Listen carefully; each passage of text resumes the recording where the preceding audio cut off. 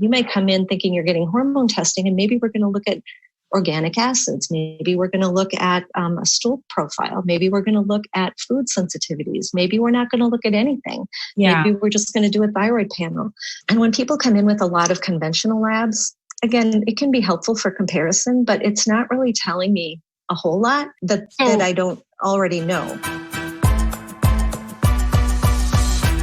Hello, Awakened Beauties. Finally, it's here. The truth to empower women to true inner beauty through healthy biology. And now, here's your hostess, Cassandra Keel, your organic beauty and CBD mentor, helping you stay sane, get sleep, and bring your sexy back. Sponsored by EvokeBeauty.com. Hello, and welcome to the Awaken Beauty podcast. I am Cassandra, your organic beauty and endocannabinoid system mentor. And today I am joined with Julie Tebben. She's a good friend. She is a longtime friend. And I can't wait to dig into our subject today because it is one that many, many women have questions around. And it's a really important subject matter to kind of lay the groundwork for women that are looking to see a women's health practitioner, that are interested in functional medicine. And Julie and I go back a good 11 years. And we were both kind of on this transpose of understanding functional medicine and kind of venturing into the wellness industry and functional medicine at large. And before I introduce Julie to you, I just kind of wanted to preface exactly who Julie is. And Julie is a certified nurse practitioner who specializes in the management of functional health and hormone imbalances in young women through women entering their menopausal transition and beyond. With a professional certification in women's health, Julie is also a certified practitioner with the Institute of Functional Medicine. Her new clinic grew out of a desire to focus on helping women live their best and their healthiest lives. She does this through focusing on improving lifestyle factors such as nutrition, stress management, and exercise.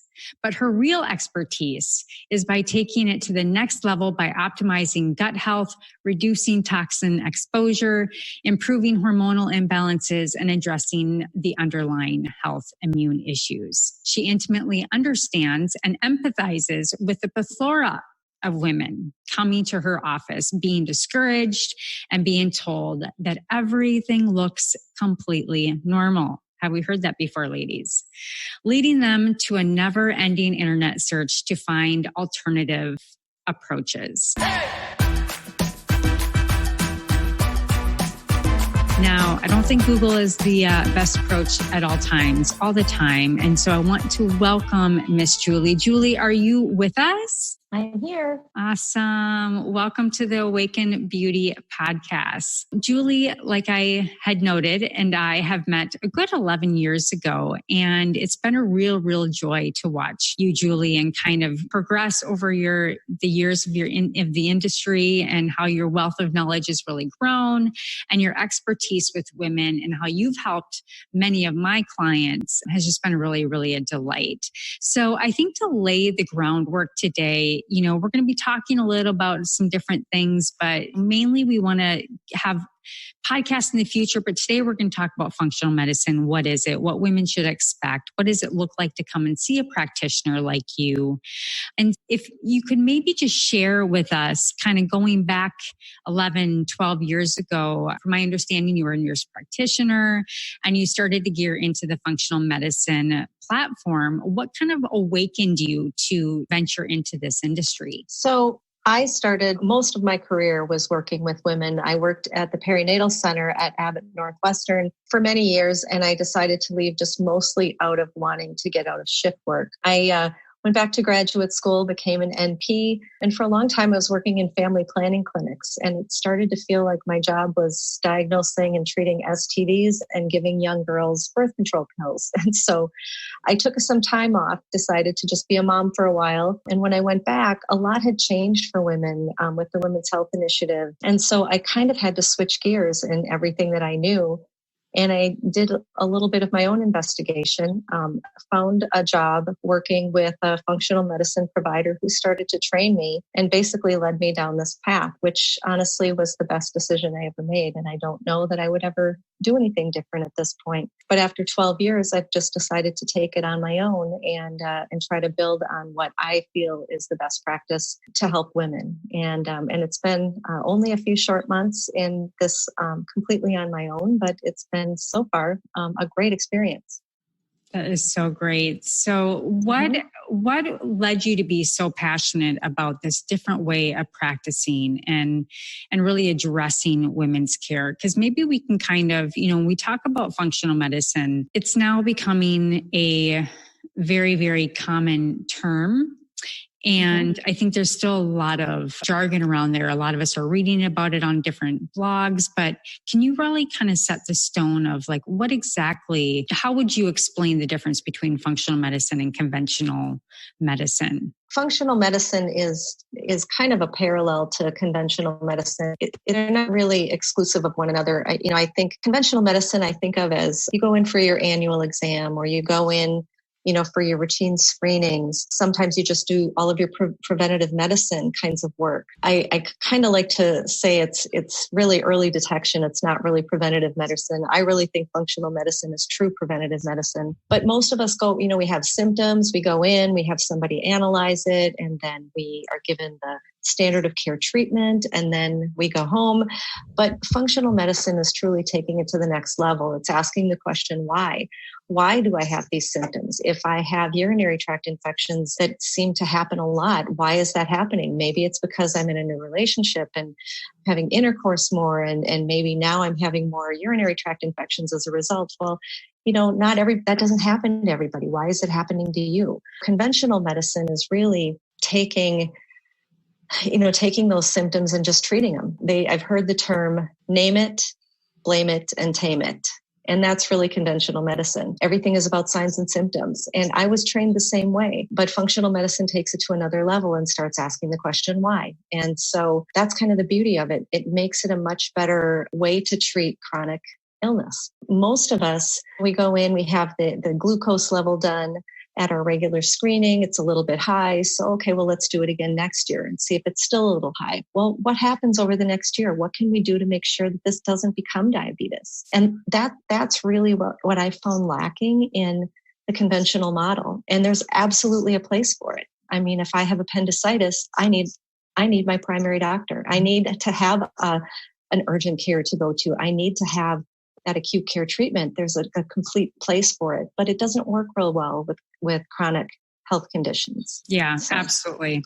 And I think Jeffrey Bland, or, some of the godfather of functional medicine, and really where this terminology started as far as systems medicine, systems biology. And if we just take the word systems and put that into the conventional care methodology, to what you're saying, spray and pray, you're going to go and you're going to see somebody for your carpal tunnel. You're going to go and you're going to see somebody for your appendicitis. It's so specialized, right? So we miss out on this systems biology, and that none of the systems are separate from each other.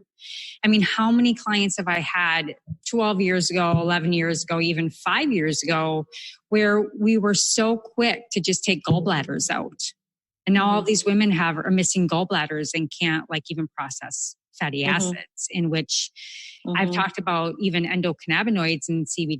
You make your own endocannabinoids from fatty acids. And so there's all these dysfunctions when they're trying to treat all the functions separately. So to kind of going into what you're talking about, you really look at, obviously, I think it's far enough and advanced enough in natural medicine that you're looking at the whole woman and the whole person. To jump right in, I think clear on systems management between functional medicine, whole person, and conventional medicine. We're not here to bog that down because it has a place in a space for women. But one of the things that I see consistently is I will give your name out. I will give, whether it's a naturopath or functional medicine.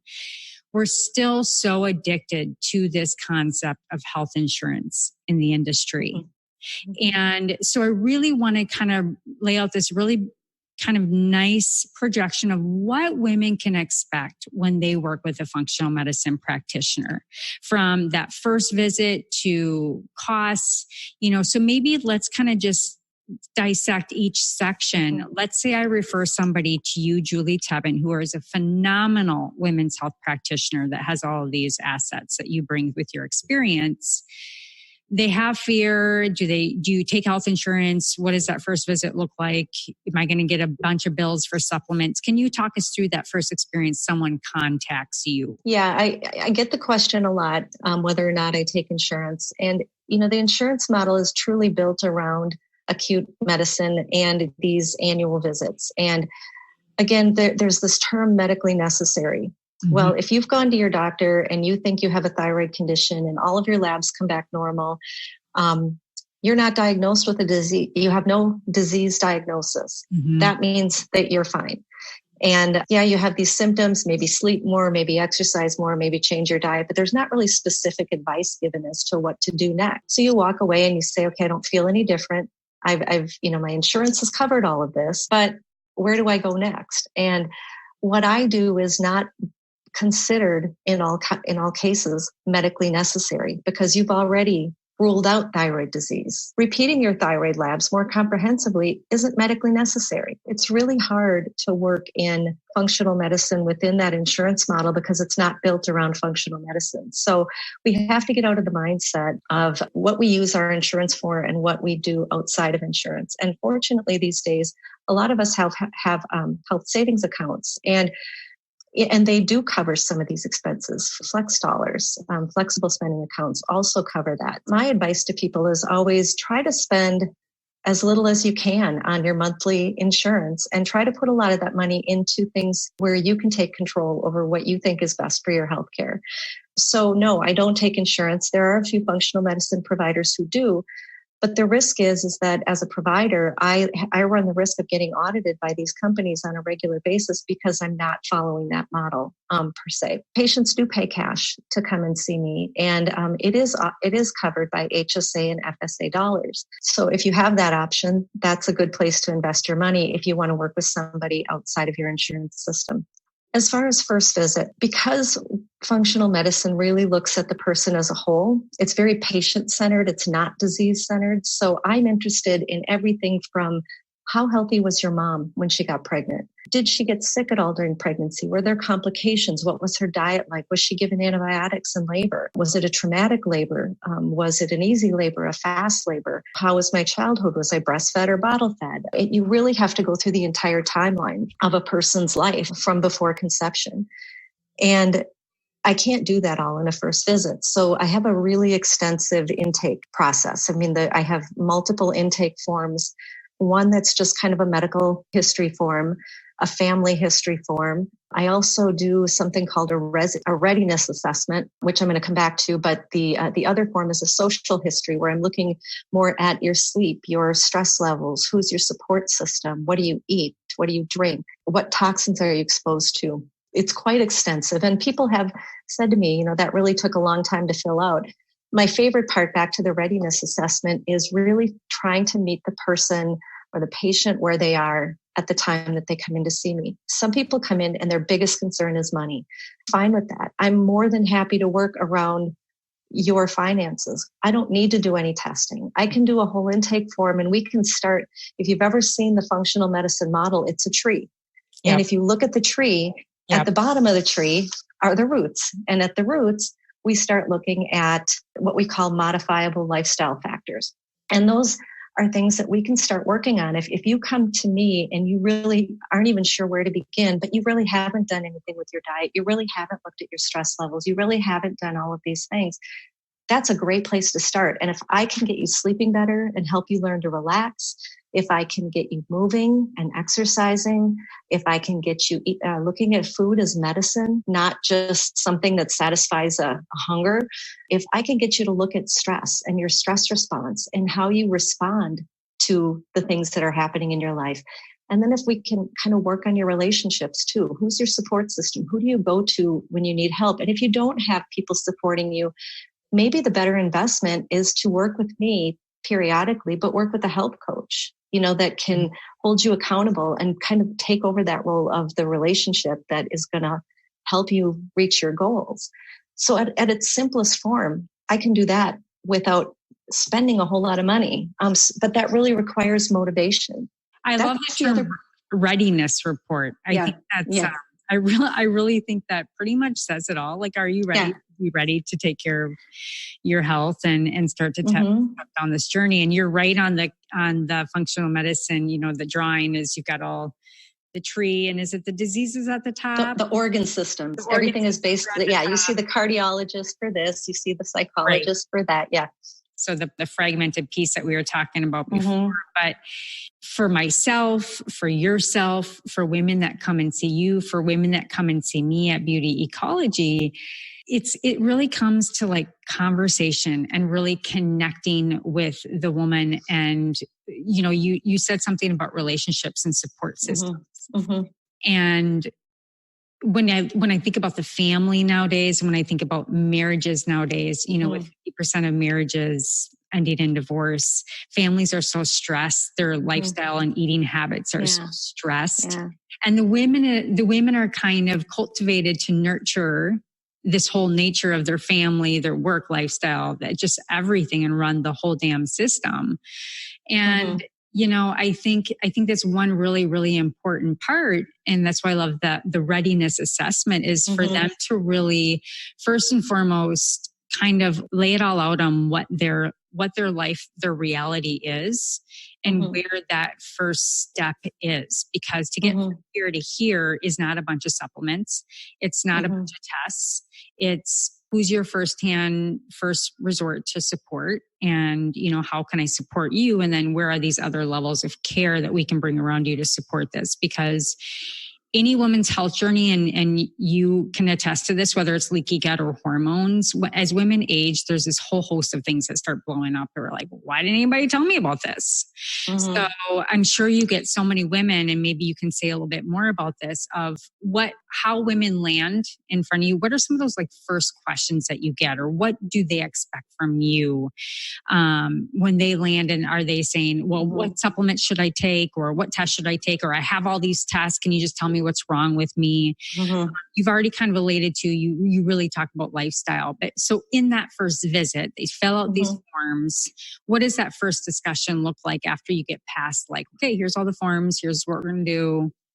So at that point, I really like the patient to just kind of start over. Yeah, I've read all of your forms. I kind of have an idea of what you're coming in for, but you tell me what you think you're coming in for. You tell me what you think you need to be doing, and what do you think is going on? And then we'll kind of dissect things a little bit. And, frequently, because I'm women's health and because my area of expertise is hormones, people come in and they say, well, I'm having this issue. I think it's hormone related. And then when we really start delving deep into it, maybe it is. Maybe it's stress related, but maybe it's diet related. Maybe it's gut related. Maybe it's a medication that you've been taking for a long time, and that's affecting how you're functioning. So you have to kind of go through all those pieces. And frequently when somebody comes in, and I even think, okay, this is going to be a straightforward hormone case. And then they're sitting in front of me, and I realize there's something going on with their gut function. And I completely turn it around. Well, now I spend probably, out of my 90-minute first patient visit, I probably spend 45 to 60 minutes of that time in education. Yeah. And it's really kind of explaining to people how their gut works, how food works, how absorption works, how, and sometimes if it is associated with hormones, then, okay, so if I'm having gut issues, why is that affecting my hormones? Well, let's talk about all the nutrients that your hormones depend on. And let's talk about stress, physical stress, emotional stress, sleep stress, glycemic stress, which is very diet related. All of those things affect cortisol. And then there's the whole downstream of, where it goes from there, which is another topic. But, when you really start talking to somebody in that first visit, you're kind of narrowing down, here's your primary reason for coming in, but let's try to figure out the why of that. And let's start there. And so I'm never really sure when patients send me emails or contact me in advance and say, well, what testing do you do? Well, I don't know. I don't know that until I see you. I have lots of options, but you may come in thinking you're getting hormone testing, and maybe we're going to look at organic acids. Maybe we're going to look at a stool profile. Maybe we're going to look at food sensitivities. Maybe we're not going to look at anything. Yeah. Maybe we're just going to do a thyroid panel. So, and when people come in with a lot of conventional labs, again, it can be helpful for comparison, but it's not really telling me a whole lot that I don't already know. On that note, okay, that the listener understands, what's the difference between what do you mean by conventional labs? Because my understanding would be, here's your TSH and your CBC and everything looks really, really normal. So what's the difference between a conventional lab versus, let's just talk about the different types of labs that a functional medicine practitioner has access to? Yeah, I mean, I do, first of all, I will say that I do some conventional labs. I mean, I will do a complete blood count. I will do a metabolic profile and look at, kidney, liver function.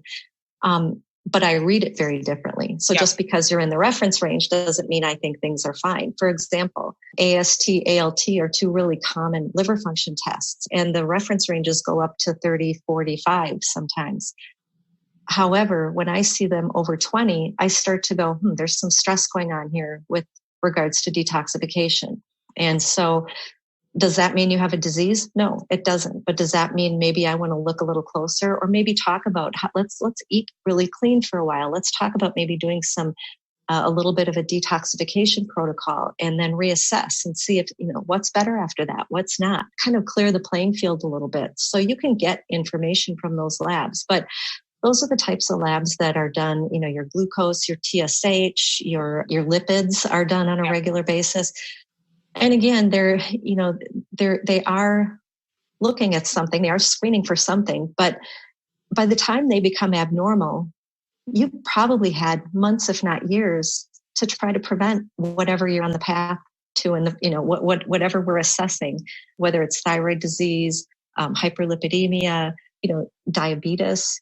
If we wait until you have multiple elevated glucose, or we're watching it go up every year, we've missed a lot of opportunity. And I can delve deeper into looking at, some of the intricacies of how you metabolize glucose, and maybe get to the concern a little bit earlier, and we can make those lifestyle changes before it becomes a diagnosis. Yeah. So that's really the difference. And, with regards to other kinds of integrative testing, I mentioned organic acids, and sometimes people come in and they have so many symptoms, and they're not living their best life. They're not happy. They don't have energy. They don't have an appetite. They just in general don't feel well. And some of these women, when you say, when did you last feel well?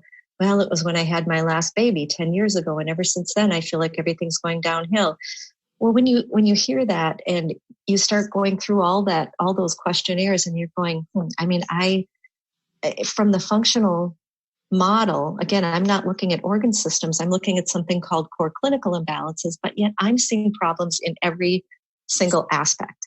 And sometimes organic acid testing can help me really narrow it down, because it's looking at detox markers. It's looking at neurotransmitter markers. It's looking at nutritional markers. It's looking at gut markers. It's looking at mitochondrial energy or cellular energy markers.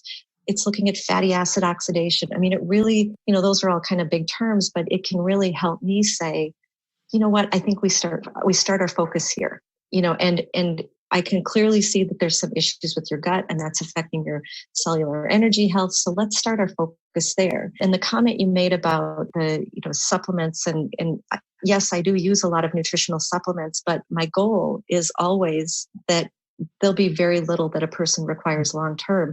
But it's if you think about it, when a medication is given to you, other than an antibiotic, which is short-lived, but if you're given an antidepressant or you're given a drug to lower your lipids, the expectation is you're going to be on that drug forever. Mm-hmm. And when I give a supplement, the expectation is not that you have to be on that supplement forever if you're willing to do the work. Right. To get yourself to a point where you're not going to need it anymore. But in the short term, sometimes it requires that in order to reach those goals or to reduce risk in the process. Because some people, you are at risk right now, but we can change that risk. Yes. So we're going to have to use some of this support in the short term. And it's pretty rare that you get somebody that comes in and on a dime, they will change their diet 100%. No.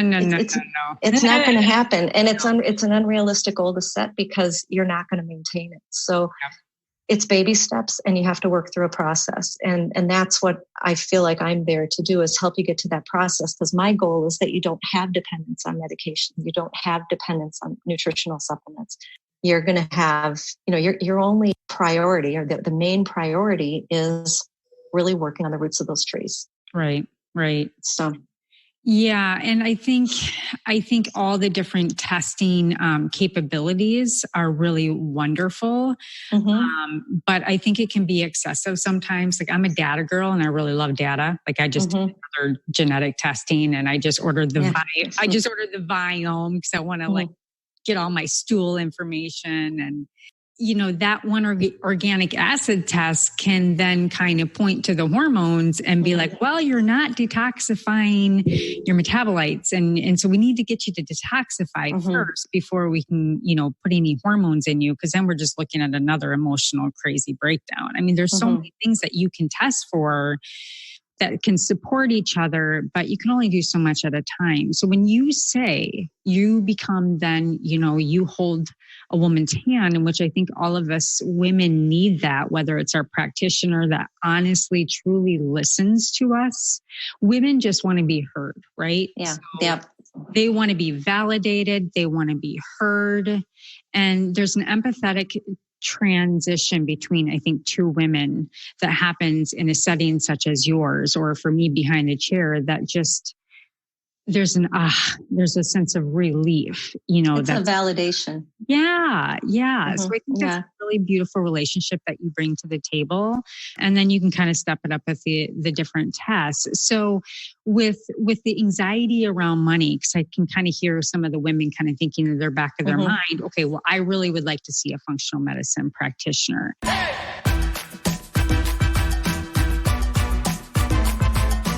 You just started your own women's health business on your own, and you're doing a great job. It's really booming. If a woman comes to you for that initial consult, to set up that first meeting, you do the readiness test, all of the other testing. What does that financially look like for a woman? Now, this is different across the board for everybody, but what would that look like for a woman to come in and see you? So specifically for me, and the way my practice is set up is I charge an hourly rate. And the guide, like I said, my first visit is 90 minutes. I recommend that everybody schedule that 90 minutes. And if we don't use it all, we don't use it all. You're not going to get charged for it if we're only together 60 minutes. If the problem is fairly straightforward and we're done in 60 minutes, you're going to get charged for 60 minutes.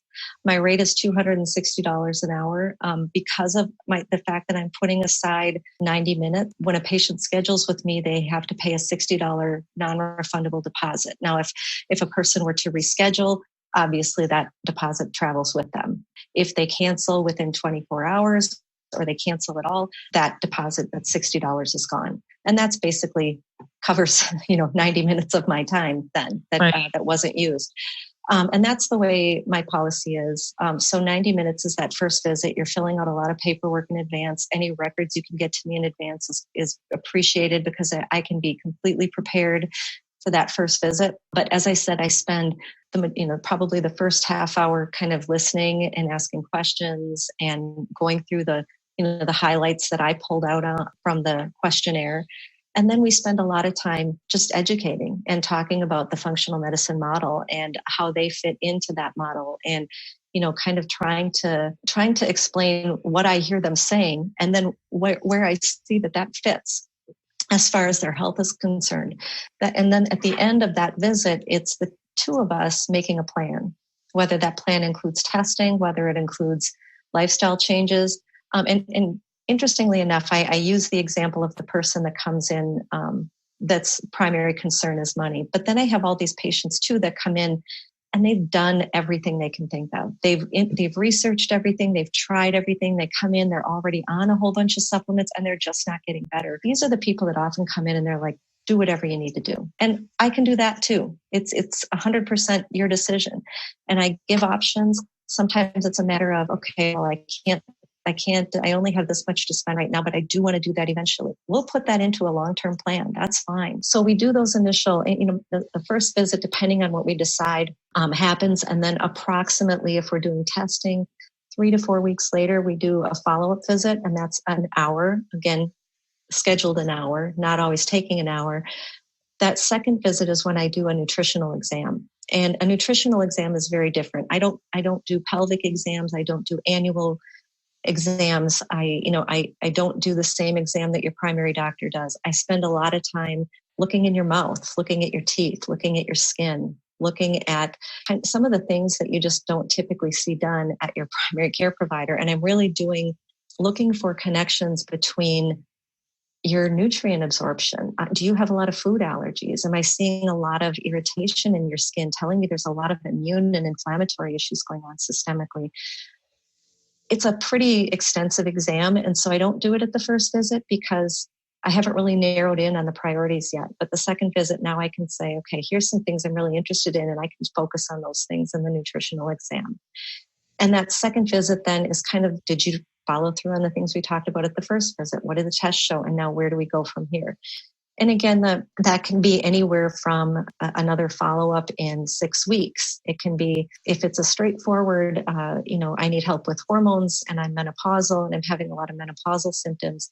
Maybe it's every 6 months. Mm-hmm. Maybe it's once a year if things are stable and you're on a hormone replacement program and things are going great and you're feeling well. We just have to maybe check in and do some testing once a year just to see if things are in balance, to see if it's still the right thing for you. But there is no cookie cutter approach at all. It's always tailored to what the problem is, how much help the person needs. And I am trying to utilize, as I said before, health coaches a little bit more because sometimes people just need to be held accountable. And yeah, no one's going to pay me every 2-3 weeks for 30 minutes of my time to just say, let's troubleshoot. Yeah, let's troubleshoot through some of the barriers you're having with your dietary changes.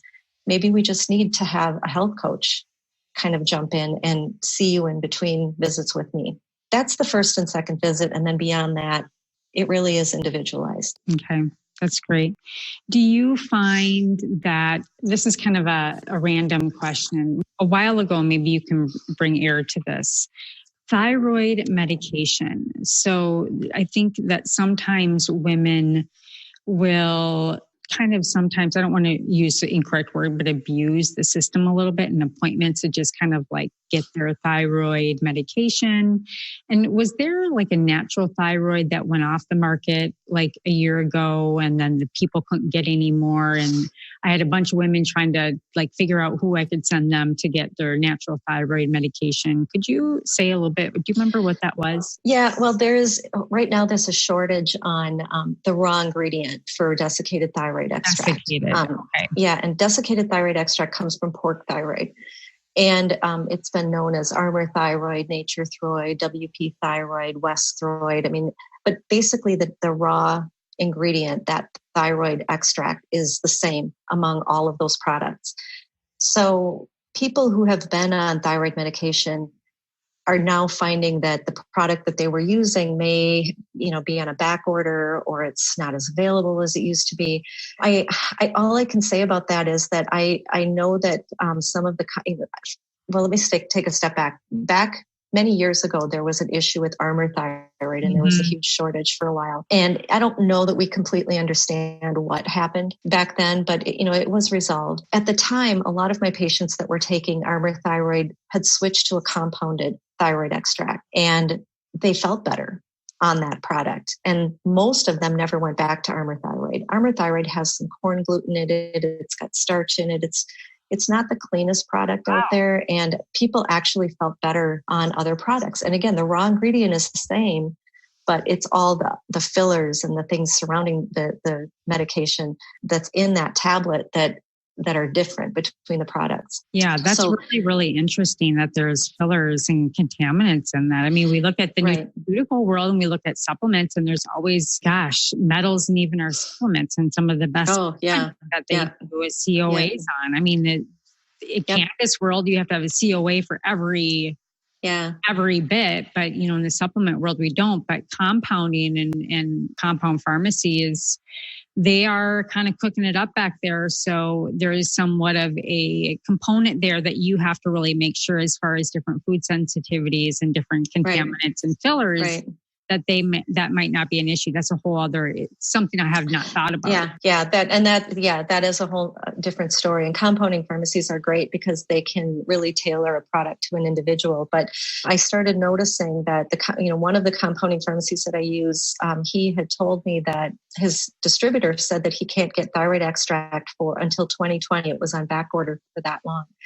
He was the one that did the research and said that he found that the company that makes Armour Thyroid basically bought all of the raw ingredient. And so now all the other companies are really struggling to get the ingredients to make thyroid extract. There's been a huge shortage, and most of my patients have switched to either NP thyroid or Nature Thyroid, which Nature Thyroid had its own shortage issues a couple of years ago, but that had nothing to do with this. That had to do with the fact that the demand for Nature Thyroid and WP thyroid, which is probably the cleanest product on the market. Both of those products were manufactured by the same company. Demand went up. They had to upgrade their manufacturing equipment to keep up with the demand.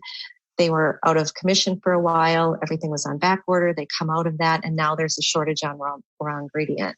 So they've struggled. WP thyroid isn't even back into production yet, but Nature Thyroid is in various doses. So that's what's going on with thyroid, and it's really frustrating for patients. Many of the pharmacies now are kind of encouraging them to switch to Armour or encouraging them to switch back to levothyroxide, which is not even the same product. That's what's going on with thyroid extract right now. And yeah, so it's who knows where that's going to end up. I think it's just a matter of finding more of that raw ingredient and starting to manufacture again. And in the meantime, we just take it month by month and see what we can do. Yeah, well, it can be an issue when I think they say 48 to 50% of women have a thyroid issue and don't even know it.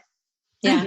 You know, I think about Chris Brickman, who does the vitamin drip here, and it's kind of like all of a sudden we couldn't find any vitamin C. We couldn't get any vitamin C drips because there's a random shortage. You know, I'm not a Big Brother type or a conspiracy theorist. I am. But, it's kind of unfortunate that, women probably get a little frustrated with you and you're like, hey, my hands are tied. Like, I know you're feeling good and I want you feeling great. But I love what you said about the compound pharmacies, because when, I remember back when, and I work a lot with hair loss clients. It's one of the reasons I started sending new clients in the first place. There were some topicals that you had, and there was some, I don't know if it was estriol or estradiol that you actually topical. And that was the first time I had opened up to, oh my gosh, we can actually put estriol or estradiol into a cream even and help and use it on the hair topically. So women often think, well, is it my thyroid? I'm losing my estrogen. Oh, I'm all dried up. I don't enjoy sex anymore. But there's also things where minoxidil, I have a natural hair loss supplement, but there's even compounding pharmacies that we can work with, that you work with, that can help with topical issues like that, which is really fascinating. Yeah. I mean, there was it was a T3 estriol testosterone topical. I think I had several patients using it for a while. I can't say that I don't know that we ever saw amazing results. Like it was a really great cure. Hair loss is a tough one because there's so many different factors that can affect it. And again, you can get into past medical history, you can get into genetics, you can get into nutrition. One of the biggest things I think, and you've probably seen it as well with hair loss, is lack of stomach acid, because it requires stomach acid to absorb your minerals. And if you can't absorb your minerals, and if you're a cycling female that's bleeding every month, you're probably already iron deficient. Well, you need iron to make your thyroid hormone. You need zinc to make your thyroid hormone. You need selenium to make your thyroid hormone. And if you're not absorbing your minerals very efficiently, then you're going to lose your hair. Oh my gosh, you're right on that. The mineral deficiency is so huge. And you're right on hydrochloric acid. I think, I just had a client yesterday who she's like, oh, I'm already taking all my digestive enzymes, but do you have HCl? No. And, there's like this hesitancy, and this is part where you come in and help educate the client. Like, you need acid in your stomach. We have this really big, beautiful Trucy machine back here for molecular hydrogen water. That brings up the question, and you'll probably start seeing this more within scientific literature, the whole alkaline diet. And it's so incorrect. And we're like I understand leafy greens for alkalinizing foods, or how lemon alkalinizes your water, but trying to over alkalinize your water and shove that down your stomach and try to push down your pH is the complete opposite of what you want to do. And you're right, like this whole hydrochloric acid deficiency and stress, I think those two are probably. And not everybody should take hydrochloric acid. If you have gastritis, if you have an inflammation in your esophagus and you take high acid, if you take hydrochloric acid, you're probably going to have pain when you do it. That requires a little repair. You have to work on repairing that inflammation and working on changing the diet and, in the short term. But again, it's not just always a straight path from A to Z. And so again, that's what a functional medicine practitioner does, is they try to come up with how do we get to the point where we can replace low stomach acid levels, improve your mineral absorption without hurting you, because it's not for everybody. So they've come in for their first, they've come in for their second visit. Then really it's just kind of up to you and the woman to figuring out that relationship together on the frequency after you figure out where their tests are and things of that. I think that this process is a very patient one. I think it's a very one of a woman, to view themselves as this is part of their self-care and just really meditating and trusting. I think women have a hard time trusting you, trusting the practitioner. Hey, if you got red flags and if it's not a right fit for you, it's not a right fit for you. And that's okay. It's not for everybody. But hopping around practitioner to practitioner and not beholding the stress and the trust in the practitioner and to you is also, we short ourselves, so I think, it's a patient process. It is. And oftentimes people come in and you always have to ask yourself, how long did it take you to get to the point that you're at today? Good question. Yep. And if you have been feeling crummy and going downhill for the last 10, 20 years, the idea that we're going to fix this in a few months or even a year is pretty unrealistic. And that's often where I see people, they'll work with you for a little while. And then if they're not seeing progress, they'll say, okay, this isn't working. I'm going to go find somebody else. And I've seen that happen because some of these patients have come to me and you can tell they've been to 4 or 5 other providers and every provider was on the right track, but they never really stuck it out long enough to really wait for the change. And I have seen people that get better. And the funny thing is that sometimes they don't even realize that they're better. It's a couple years down the road and now they've finally gotten back into their life and they're doing things. And then they look back and they come in to see you and you say, so how is this? Oh yeah, that's not really a problem anymore. I usually go through that problem list. Are you still having headaches? Oh yeah, I haven't needed Imitrex for like 6 months now. And they don't even realize that. Do you see how much better you are in 3 years? Yeah. See how unconscious we are in our lives. Yeah, exactly. Exactly. We're always, it happens all the time. We're always looking for like the next bad thing. It's that fear-based mindset that we're waiting for the next thing to fall or the next thing to drop instead of looking back and really applauding ourselves and hugging ourselves and saying, you made it through that. You made those correct changes. And it takes you a while to get there. It takes a while to get out. And it's a windy road, It is. I'm working on heavy metals right now. Well, that's not the first step. The first step is making sure that you're detoxifying because, I'm a high methylator, but I'm not a great detoxifier. So there's all these nuances that, okay, now I have to wait for all my channels to be open. Then I can start working on the metals, which isn't fun. You can't sleep at night. But there's all of these really kind of not so comfortable steps along the way, but, meditation practice, breathing practices, it's tapping, all of those really realistic things. When I think about stress and when I think about hormones, because women are always about hormones and these things is the stressors in our life is what can cause the hormone disarray. It's not always the food. It's not always this. It's the way that we actually perceive things. It's the way we perceive life. I'm sure you could probably see that with a lot of women in different personality profiles.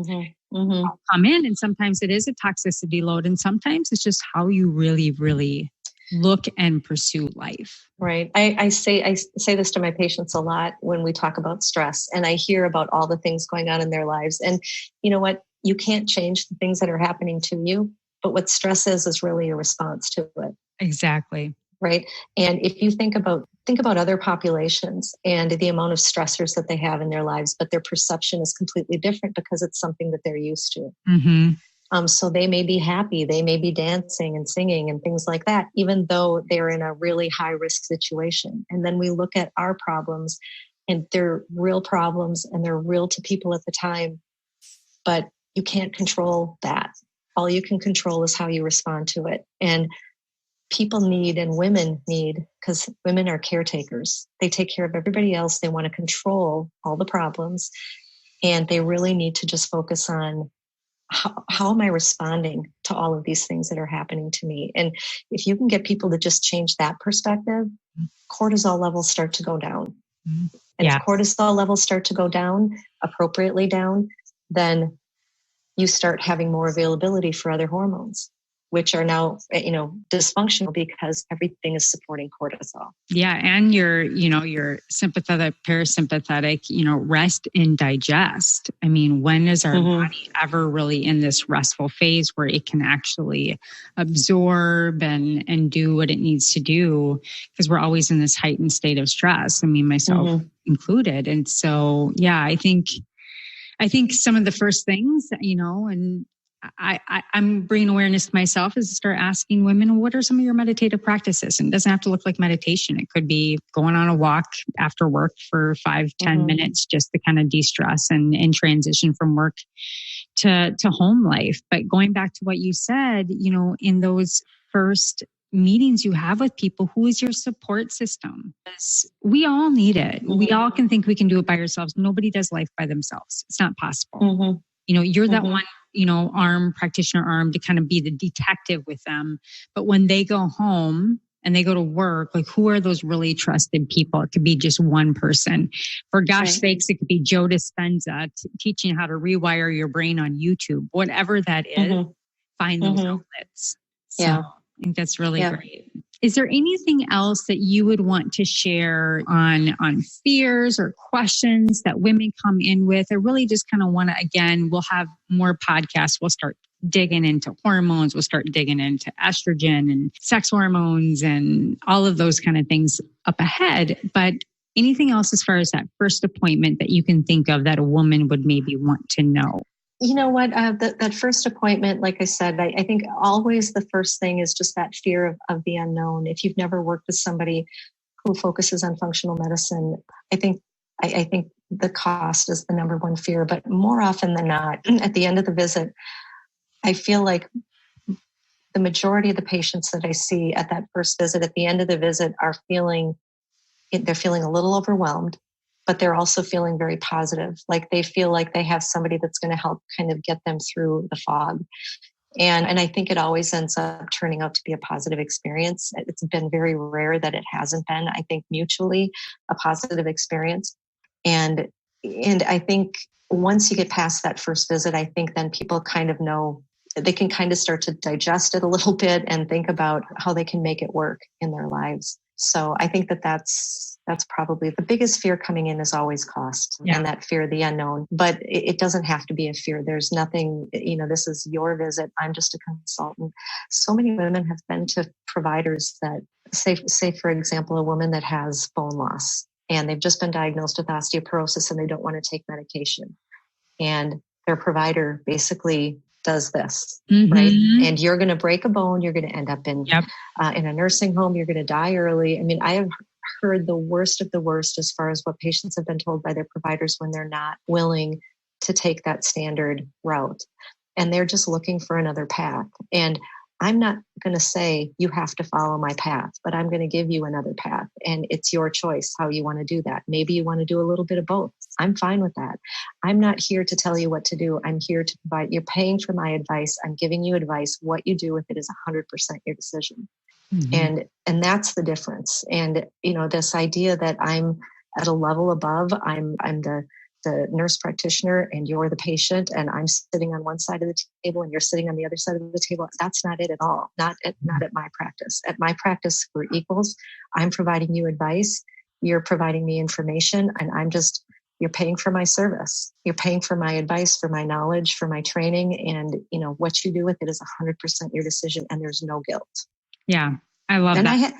I have had people walk away and say, you know what, I just don't think this is for me. I don't think I can do this. That's fine. Maybe down the road, you'll feel like you're in a better place than you can, and you'll know what I can offer. And maybe you'll be back. And that has happened too. Yeah, I think, that can be in variables. It could be a financial thing. It could be just a lot of fear. It could be they're really overwhelmed. You can't add one more thing to their schedule.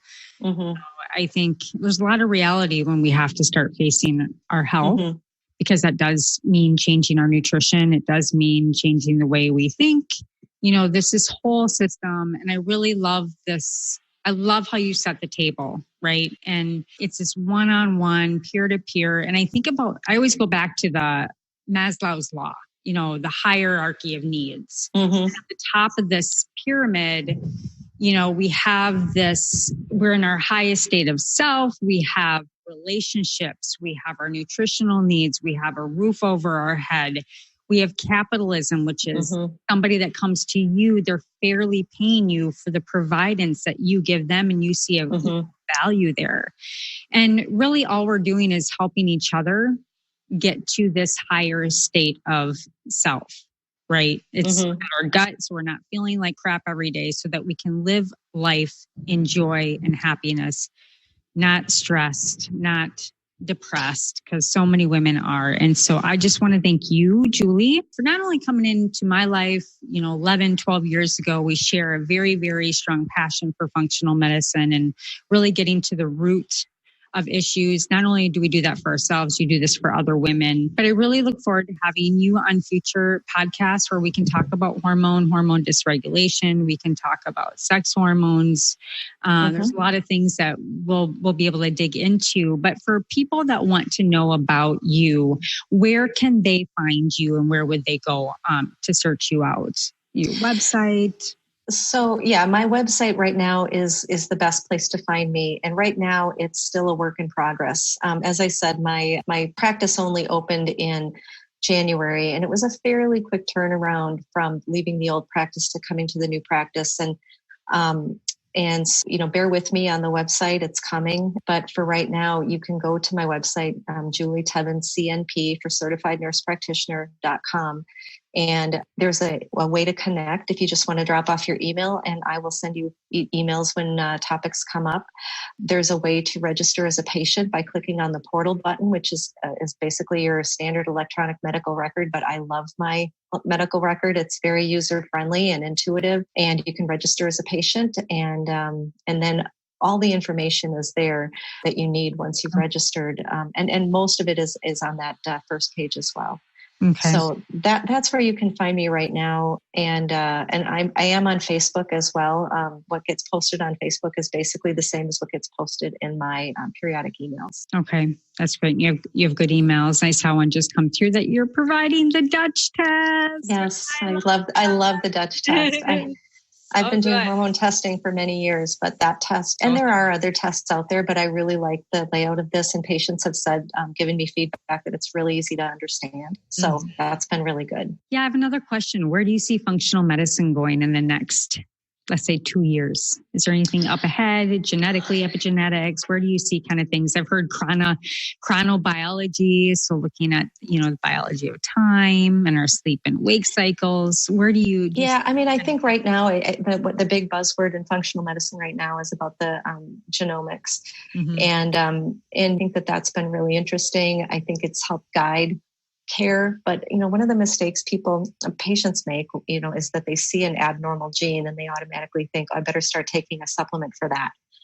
That's not what it means. It just means that you are at greater risk for not absorbing B12. It doesn't mean that you have a B12 deficiency, but that's something we can test for.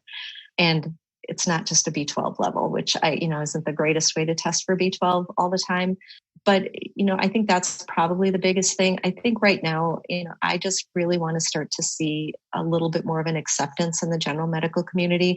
I look at functional medicine as just another type of medicine, another way to provide medicine. I can't tell you how many times when I see my name referenced in patients' notes that I'm called a naturalist or a naturopath or, a holistic provider. And, not that, those aren't, completely untrue, but I'm a certified nurse practitioner. I'm licensed by the state. I'm certified by a national credentialing center.